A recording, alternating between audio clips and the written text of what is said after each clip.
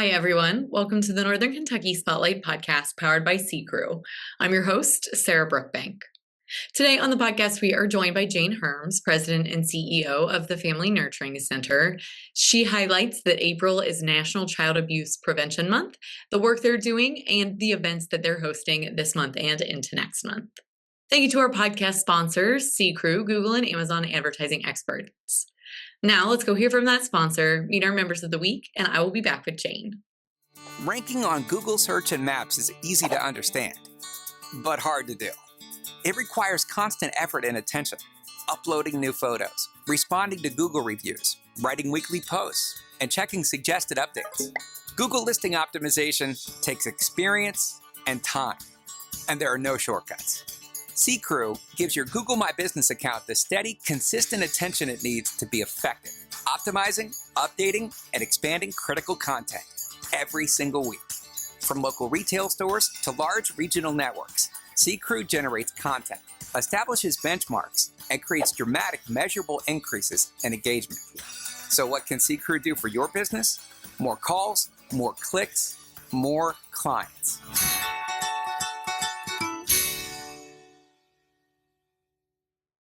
Congratulations to our members of the week. You can learn more about these businesses by following the Northern Kentucky Chamber on social media, where we highlight one of these businesses each day. Now, let's meet our members of the week.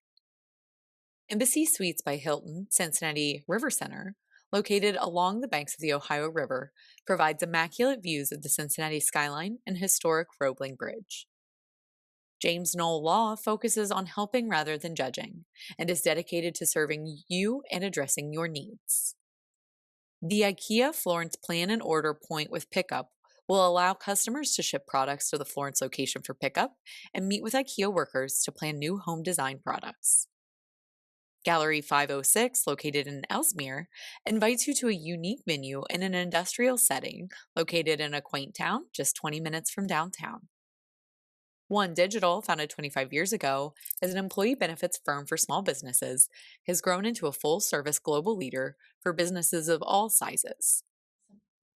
Hi, everyone. Today on the podcast, I have Jane Herms with me, President and CEO of the Family Nurturing Center. Jane, welcome to the podcast. Thank you. Thanks for having me. I am so excited to have you on. Spring is so busy for you guys, and you guys do such important work here in the community. Tell me a little bit about Family Nurturing Center and everything that you guys do. Sure. Well, we're a child abuse prevention and treatment agency, a nonprofit. We have offices in both Kentucky and Ohio.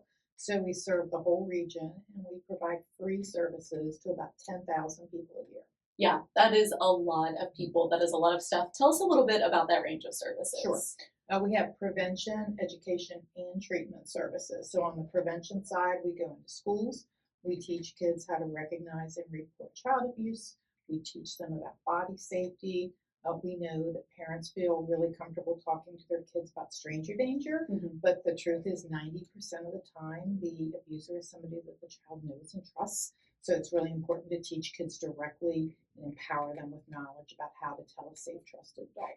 So we're going directly into schools and teaching children that from all the way from preschool up through middle school with age-appropriate content. We also have education and prevention for adults. So at the end of the day, we believe strongly that it's an adult's responsibility to keep kids safe. So we teach adults directly how to keep children safe in their community, what to do if they suspect abuse and neglect, what those signs and symptoms are, how to report, and how to respond if a child does disclose. Because if they're trusting you with that information, we want to make sure that we get that response right. Yeah, empowering those adults in their lives. Absolutely. We do parenting services, so that's a little bit on the prevention side and maybe on the intervention side. We definitely see families who have experienced some struggles and may be referred by the courts or by the child welfare organizations, but we also see families that are self-referred. My husband and I took the parenting classes when our kids were little. Kids don't come with an instruction manual, and their needs change, and parenting techniques have to change as kids grow and develop. So what you do with a preschooler or toddler is way different than teen years. So all of our parenting classes are based really on those ages and stages of children, and they're family-based, so kids and parents come and attend together. We have counseling services, so a lot of people know about our therapy because it's really highly specialized. So it is for children who've experienced abuse, physical abuse, sexual abuse, witnessing domestic violence, witnessing a parental overdose, all sorts of really complex trauma that requires a special intervention. So not only do we see children, but we also see adults who were abused as children and are still struggling with that aftermath. 42 million adult survivors of child sexual abuse in our country. So the likelihood of you knowing somebody personally who's been impacted is high. Those therapy services, just like our other services, are free. We don't bill insurance or take a medical card or charge a copay. We work really hard every year to raise the funds to make sure that financial access is never a barrier to be able to receive those services. Yeah. And then we also have visitation services. So families who are in the child welfare system who have been removed from their home because of abuse or neglect or a parent's inability to safely care for their kids. And while permanency is being determined, so they're living with relatives or maybe in a foster home or even in a residential center, it's still really important that they have some consistent, safe contact with their birth family. So we provide that visitation and really provide more than just an opportunity for parents to visit, but for parents and families to be together and heal. Yeah. Really essential, necessary services across our community. You mentioned some of those numbers. You guys are touching not just children, adults across the community.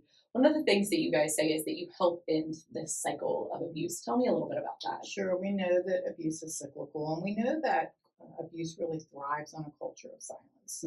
Perpetrators rely on us being too uncomfortable talking about it, and that's how that cycle continues. Oftentimes when we see a child and we talk to the parent, we find out that the parent had also experienced abuse as a child. So to be able to really have a different outcome requires some direct intervention. Yeah, and you mentioned that culture of silence. One of the things that you guys do in the spring, it's Child Abuse Prevention Awareness Month, I believe is in April. Tell us a little bit about this campaign you guys have. You guys have been doing it for decades now. We have. It's a really important time of the year to just sort of shed that light on child abuse and call everybody to the common goal of keeping children safe. So we do a few things. Every year, Tom Gill opens up his dealership and hosts a community-wide event. Some people are surprised when they find out that it's at a car dealership, but it's a great example of a community-minded businessman. Tom Gill, when we went to him and said, "You have this amazing fence that overlooks, I-75. Could we put some ribbons on it?" And his response was, "What else can I do?" And so this event started with just staff and some family members coming together to say, we want to bring some visibility to the issue of child abuse prevention. And it's grown over the years, 22 years strong now, growing every year where people from all walks of life are coming together with that shared goal. Yeah, and that's very funny that you mentioned it. I had said it before we started recording. I covered that way back in 2016 when I was at the Community Press and Recorder. And it is a really great event. You guys do a great event. You mentioned the ribbons up.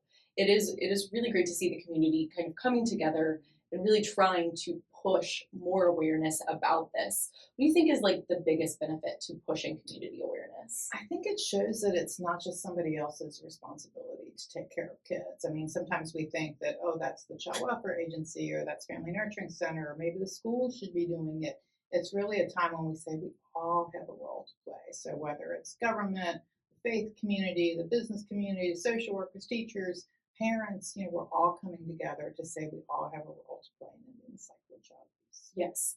And part of this is this Light Up Blue campaign. Tell me a little bit about what that is and how businesses can get involved, because it's very unique. It is, and it's a little bit a newer addition to our April prevention work. And it was really, again, a way to bring visibility to the issue of child abuse prevention. And so we ask people, individual homes, businesses, government facilities to light up blue to bring awareness to the issue of child abuse prevention. So whether it is, a blue spotlight or a blue light bulb or a blue banner, but something where you're really calling attention to Child Abuse Prevention Month and getting that conversation going. Because when we see people normalize conversations about abuse, that's when we see change, and that's when kids are safer.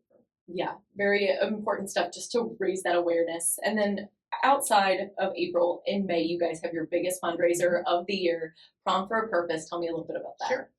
Prom for a Purpose is our annual gala, and it really started after COVID when our committee chairs who had been, we've been doing kind of the same thing with our fundraiser for a while, said, I think people just want to have fun.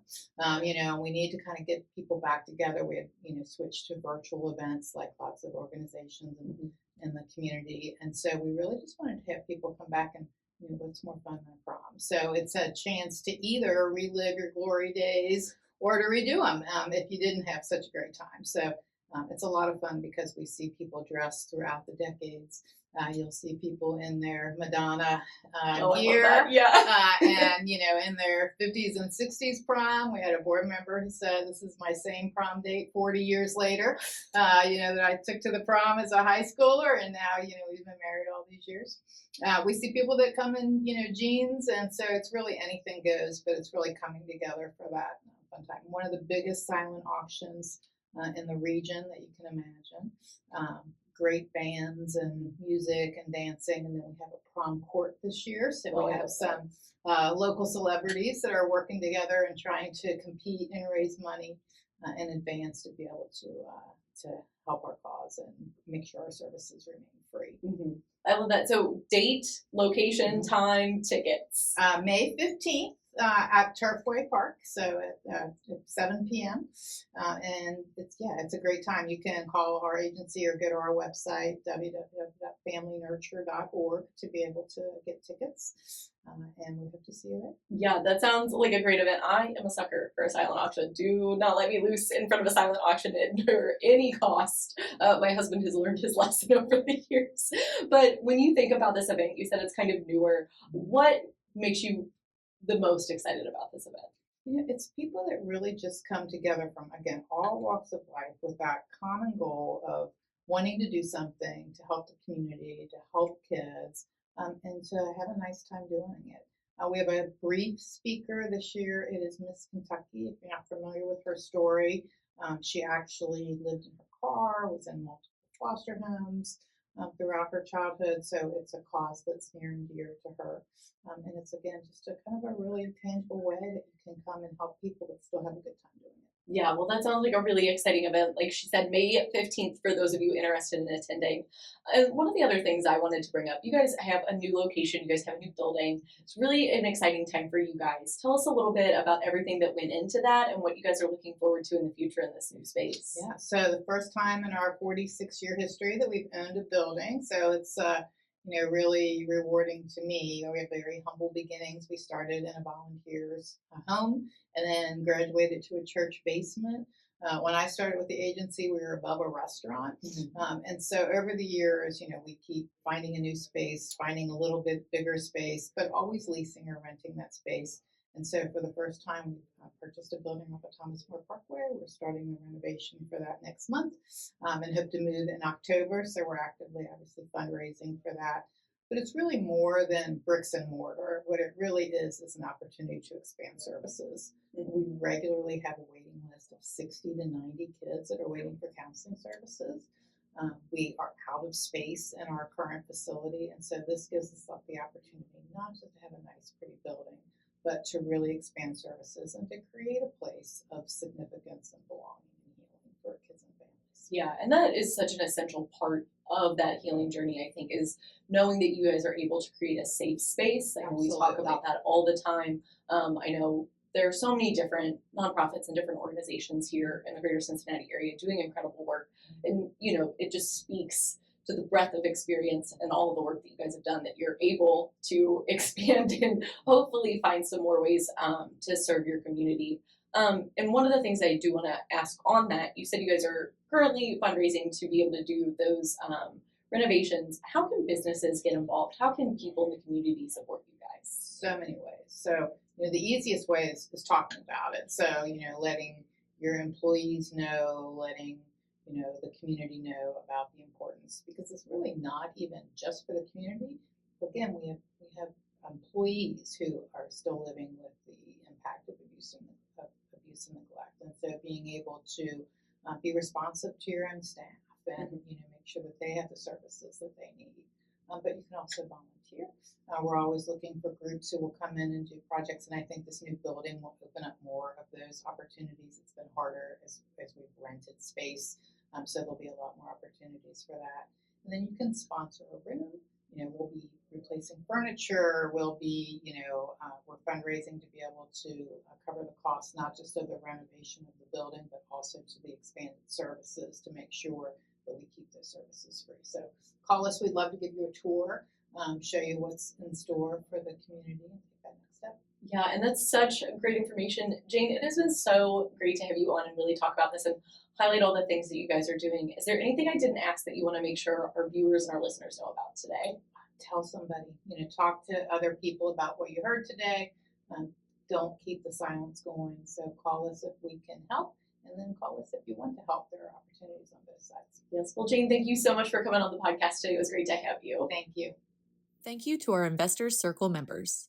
Our Investors Circle members help us promote and support the development of strong businesses and a vibrant economy in the Northern Kentucky region. Thank you to all of these members for their investment, which will help the Northern Kentucky Chamber of Commerce in our mission to develop and grow a thriving business community. Northern Kentucky needs tailored solutions to address our housing shortage. Home for All, Northern Kentucky Housing Strategies, explores how we can retain young adults, help older residents downsize or age in place, and ensure new neighbors have housing options that fit their lives. Dive into the report at housingNKY.org. Hi, everyone. Welcome back. I hope you enjoyed that conversation with Jane on today's episode of the podcast. To learn more about all of the events that they have coming up, visit their website at familynurture.org. I'd also like to share an upcoming chamber event. On Thursday,